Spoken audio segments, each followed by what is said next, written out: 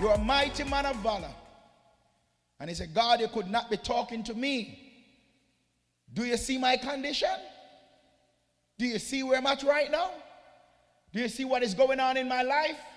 God said, you're a mighty man of valor.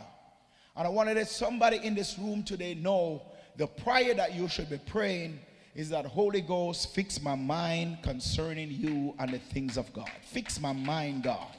Fix my mind that I may believe. Fix my mind that I may receive what you say. Fix my mind that I may walk in purpose. Do you know it is your mind that is preventing you from walking out your purpose? It is your mind that tells you can't do it. It is your mind that tells you that you're not good enough. Hallelujah.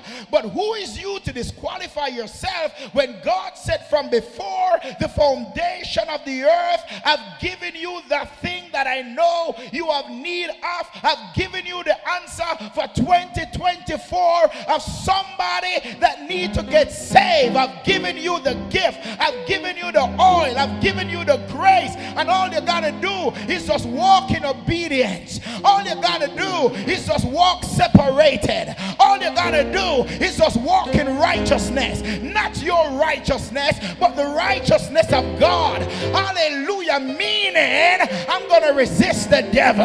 I'm going to fight the devil because he want to get your stuff. He want to kill the oil. He want to kill your fire. But somebody have to make it up in your mind and say, if my daddy gave it to me, I'm going to hold on it to dear life. I'm going to live right. I'm going to talk right. I'm going to live holy. I'm going to live set apart because God got a plan for my life.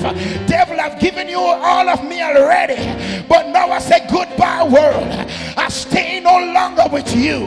I made up my mind to go God's way. Is there anybody in the room that says, since I'm walking with Christ, my life has been better?